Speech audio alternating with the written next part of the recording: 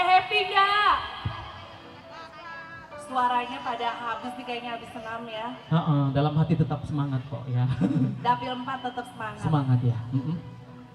Alhamdulillah saya bisa mencalonkan diri di PSI dan alhamdulillah juga dapat nomor urut 8. Karena nomor 8 itu bagi saya adalah nomor infinite, angka yang tidak pernah putus. Insya Allah saya bisa duduk. Minta doanya dan supportnya dari ibu-ibu yang hadir dan bapak-bapak yang hadir di sini.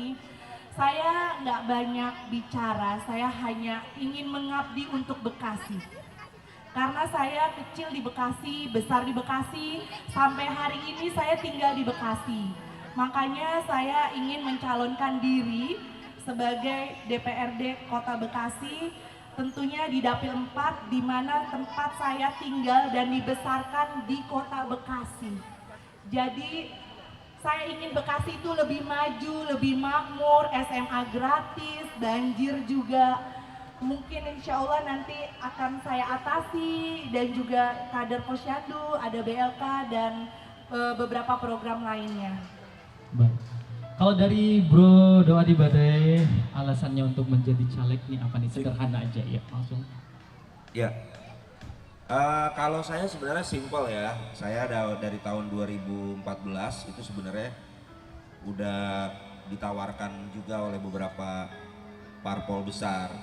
Tetapi keterlibatan kita di dunia politik itu kan sebenarnya pertama harus ada restu, ya harus ada restu juga. Nah saya belum direstui itu sama orang tua saya 2014, 2019 ditawarin lagi, belum ada restu lagi. 2022 udah dipanggil lagi, tetap orang tua saya tidak mau.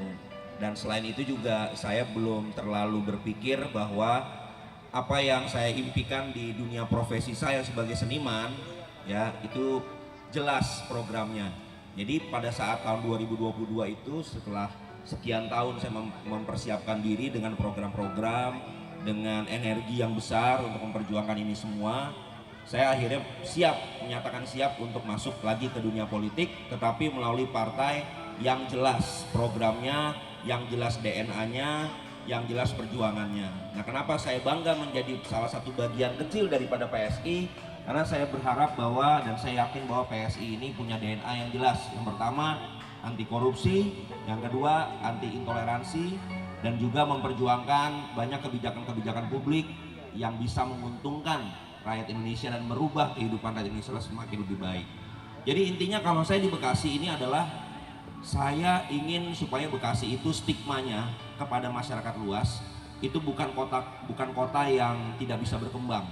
Jadi kalau saya ketemu teman-teman saya, mau kemana bro? Ke Bekasi. Wah Bekasi planet ya, jauh, macet ya, jalannya rusak, ruang publiknya juga tidak bagus, anak-anaknya juga banyak tawuran dan juga begal. Nah kita rubahlah bersama-sama stigma ini supaya Bekasi ini menjadi kota kreatif, menjadi kota yang benar-benar memberikan ruangan bagi anak-anak muda, bagi generasi muda untuk berkembang di ekonomi kreatif menjelang Indonesia Emas 2045.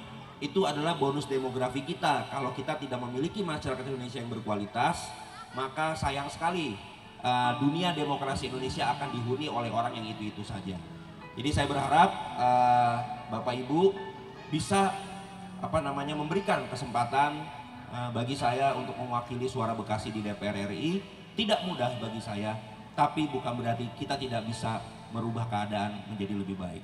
Jadi tolong 14 Februari jangan lupa badaikan Bekasi dan Depok. Wow, badaikan Bekasi. Tepuk tangan dulu dong, badaikan Bekasi dan Depok 14 Februari. Sis Alana silakan. Tentunya karena saya kan merupakan caleg termuda se-Indonesia, umur saya baru 23 tahun. Jadi saya kenapa sih banyak banget yang sering tanya ke saya, kenapa masih umur 23 kok udah berani terjun ke politik? Tapi menurut saya generasi Z ini tuh harus diberi kesempatan sedini mungkin. Jadi dengan saya mencalonkan diri, saya berharap saya dapat menjadi contoh bagi generasi Z lainnya agar dapat berpartisipasi dan terjun secara aktif ke dalam politik. Mungkin tidak secara aktif untuk nyalek juga tidak apa-apa, tapi seenggaknya mereka tuh aware terhadap politik. Mereka aware terhadap siapa calon-calon pemimpin dan calon-calon wakil rakyat akan mereka pilih. Karena kalau misalkan saya dan Bro Badai selalu turun berdampingan berbarengan di hampir semua dapil. Kami ini selalu tanya ke masyarakat, ibu-ibu sebelumnya sudah pernah tahu belum calon legislatifnya siapa? Kebanyakan mereka jawab nggak kenal, nggak tahu. Makanya berarti saya melihat ini, dan anak-anak mudanya juga mungkin kebanyakan masih acuh untuk terjun ke dunia politik atau tahu. Makanya jadi saya bertekad untuk maju menjadi caleg DPRD Provinsi Jawa Barat, dapilnya Kota Bekasi, Kota Depok. Apa sih sebenarnya yang mau diperjuangkan kita? Kalau misalkan visi saya sendiri itu adalah menyiapkan generasi muda siap menghadapi Indonesia Emas 2045. Yes. Kalau Bro Badai yang diperjuangkan untuk Bekasi apa? Ya, yang pertama saya akan membangun banyak sekali pusat-pusat kreativitas. Jadi saya menilai begini, anak-anak muda sekarang itu kan mereka tuh pengen punya ruangan untuk berkreativitas. Mereka ingin bikin konten-konten yang menarik ya di YouTube, kemudian di TikTok, di Instagram, di Facebook, Reels dan segala macamnya. Mereka perlu ruangan untuk bisa mencari nafkah dari keterampilan mereka. Jadi sekarang kalau misalnya kita sekolahnya tinggi, kita bisa S1, S2, S3, itu sebenarnya adalah bonus daripada akademis. Tetapi nanti ke depan yang akan ditanya di kantor-kantor itu bukan hanya ijazah, tapi keterampilan. Nah, kita harus mendukung SMK ini harus banyak di Bekasi. Itu pertama. Yang kedua, pusat kreatif akan dibangun supaya mereka bisa mencari uang dari situ. UMKM bisa bergulir dengan menggeliat ya. Dan izinnya juga tidak susah untuk UMKM. Karena mereka ini kan UMKM ini kan backbone-nya perekonomian Indonesia. Jadi saya rasa memang ini harus disupport, dibangun. Dan yang paling penting adalah pendidikan ya. Kalau saya dari pendidikan, saya ingin supaya pendidikan di Indonesia ini tidak harus gratis tapi murah dan aksesnya mudah. Ya, zonasi itu sangat mempersulit, di mana anak-anak yang pintar atau anak-anak yang berbakat itu tidak bisa masuk sekolah-sekolah favorit. Makanya kalau saya duduk di DPR RI, kita akan memperjuangkan untuk pendidikan ini dimodifikasi supaya aksesnya lebih mudah.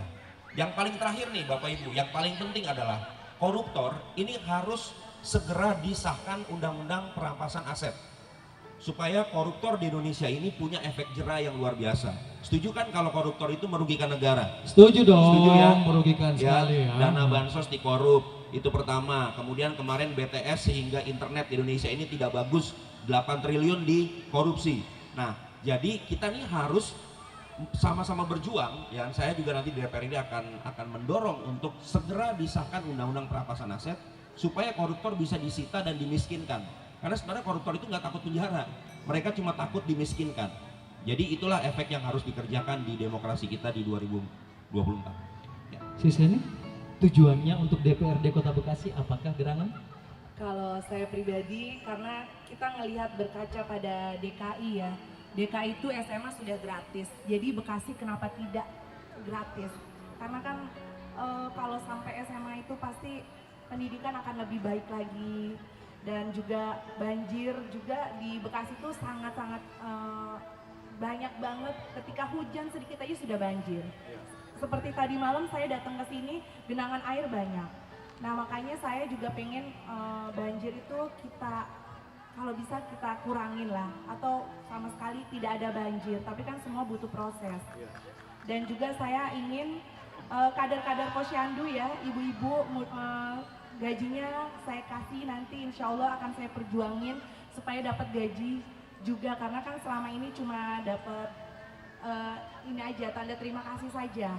Dan juga seperti Mas Badai bilang tadi, kreasi, saya juga dalam dunia seni juga, saya juga ingin anak-anak itu berkreatif juga, anak mudanya, Gen Z-nya. Jadi berikanlah kesempatan untuk kami Partai PSI untuk menduduki anggota dewan supaya kami juga bisa lebih fresh lagi, dan juga anak-anak muda juga bisa kami rangkul.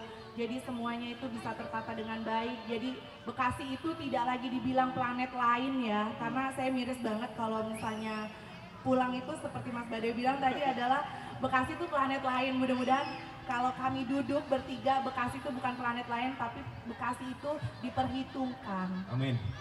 Tempat yang nyaman pastinya, paling nyaman gitu ya. Nah, keyakinannya bisa melaju kira-kira berapa persen nih? Kemudian dukungan keluarga juga seperti apa, bisa diceritakan sih? Alhamdulillah ya, saya tidak ikut DCS, saya langsung ikut DCT karena pada saat itu Saya adalah Wakil Ketua Bidadari RKIH Rumah Kreasi Indonesia Hebat. Pada saat itu Mas Kaisang itu datang silaturahmi ke relawan-relawan. Dan pada saat itu juga saya diminta Mas Kaisang untuk nyalek dari PSI. Sebenarnya juga PSI itu partai anak muda dan juga kaum Gen Z. Dan saya juga merasa mungkin ini saatnya saya untuk menjadi calon legislatif. Dan saya pulang ke rumah, saya minta restu orang tua dan anak-anak, keluarga, teman-teman, semuanya alhamdulillah mensupport. Insya Allah saya 80%, tapi selebihnya itu kuasanya Allah. Kalau Allah sudah takdirkan saya duduk, insya Allah saya duduk. Kita teman-teman kamu mendukung banget. Termasuk kamu. Oke, gimana nih, kita kan tahu PSI elektabilitasnya naik banget nih ya. Kalau Mas Bade sendiri, kira-kira keyakinannya bisa melaju berapa persen dan gimana juga dukungan keluarga? Ya, kalau dukungan keluarga, ya saya berterima kasih kepada keluarga saya, istri saya, kemudian istri saya kebetulan temannya Henny juga, ya teman baiknya Henny. Iya benar. Nah jadi ya saya bersyukur lah ya, saya memiliki keluarga yang sangat supporting dan teman-teman saya juga mendukung apa yang akan saya kerjakan, terutama di profesi saya sebagai seniman. Itu kalau mau tahu ya, industri seni atau ekonomi kreatif di Indonesia ini masih memprihatinkan. Makanya banyak seniman-seniman ataupun pelaku-pelaku seni yang nggak peduli dengan ini, gitu kan. Nah, mudah-mudahan dengan saya mewakafkan sebagian hidup saya untuk berjuang bagi bangsa dan negara, bukan hanya di program seni saja, tapi juga untuk banyak program yang PSI kerjakan. Mudah-mudahan saya dapat tempat dan dapat amanah. Kalau soal kemungkinan besar atau tidaknya, saya tidak mau terlalu obsesif ya, tapi saya punya target, saya akan menjadi salah satu calon RI. Jadi mudah-mudahan 90%, sisanya kita berdoa ikhlas, harus siap kalah dan harus siap menang. Yes, iya. Alana, Sis Alana silakan. Kalau saya sendiri sebelum saya mendaftarkan diri menjadi caleg, saya itu tentunya meminta restu dari orang tua. Lalu ketika orang tua saya tahu saya ingin terjun ke dunia politik, papa saya selalu memastikan kepada saya, papa saya menanyakan sampai 3 atau 4 kali bahwa apakah kamu benar-benar ingin nyalek atau kamu nyalek itu hanya untuk main-main. Ketika orang tua saya sudah teryakinkan bahwa saya ingin maju dan ingin memperjuangkan apa hak-hak masyarakat yang seharusnya menjadi hak mereka, orang tua saya kemudian memberi restu dan alhamdulillah memberi dukungan secara penuh sampai hari ini. Kalau misalkan untuk peluangnya, saya berdoa sih semoga saya dapat duduk, karena kebetulan karena saya belum bekerja, setiap hari itu dari semenjak masa DCS saya sudah melakukan sosialisasi hampir setiap hari dari pagi sampai malam. Jadi semoga usaha saya tidak mengkhianati hasil dan saya serahkan lagi kepada Tuhan. Tepuk tangan dulu dong, brosis semuanya. Jadi mereka ini adalah anak-anak muda. Kita tahu bahwa PSI itu adalah partai yang banyak sekali membawa anak-anak muda Indonesia ya menjadi bagian dari PSI. Dan kita tahu mereka juga adalah figur-figur yang populer ya sebelum mereka menjadi bagian dari calon wakil rakyat. Mereka juga adalah seniman-seniman, mereka adalah kreator-kreator seperti Alana Maria juga kita sudah banyak ketemu di media. Apalagi legend kita yang kita kenal Badai Krispati. Kemudian juga Henny Yuliana yang juga presenter dan juga aktif di dunia acting dan juga produser ya. Henny Yuliana sekarang mencoba untuk menjadi perwakilan Anda, tapi tentunya tidak meninggalkan karya-karya mereka sebagai seniman Indonesia. Namun ke depan pasti lebih prioritas utama untuk rakyat dong tentunya ya. Halo, jangan lupa tanggal 14 Februari 2024, Toblos nomor 8, PSI nomor 15, Henny Yuliana SE Dapil 4 Bekasi. Jangan lupa ya, dari partai PSI nomor 15, Coblos nomor 8 dengan Teh Henny Yuliana. Tanggal 14 Februari, kertasnya warna hijau. Stay tune. Hai, jangan lupa tanggal 14 Februari, cari nomor 15. Formulirnya warna hijau, coblos nomor 8, Teh Henny ya, Teh Henny. Jangan lupa nyoblos nomor 8, oke? Coblos nomor 8. Coblos nomor 8. Nomor 8. 8 ya. Jangan lupa teman-teman semua yang wilayah Dapil 4, coblos nomor 8 Ibu Heni dan partainya PSI nomor 15. Ya, thank you. Assalamualaikum warahmatullahi wabarakatuh. Selamat siang, salam sejahtera. Sukses terus untuk kita semua.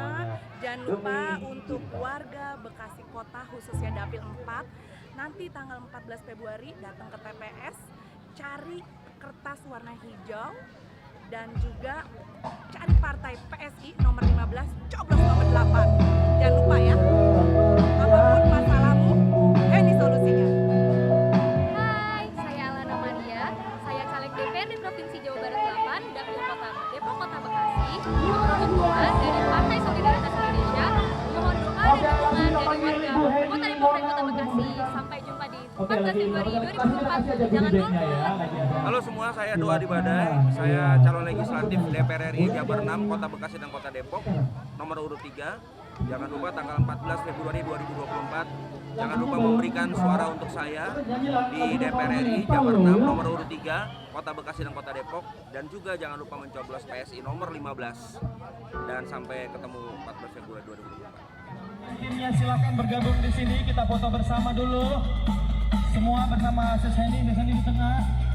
Di tengah didampingi oleh timnya, teman-teman. Bro Sis maju ke sini lagi biar rapat. Kita rekan 3, 2, 1. Caleg DPRD Kota Bekasi Heni Yuliana SE, Partai PSI nomor 15, jangan lupa coblos nomor 8.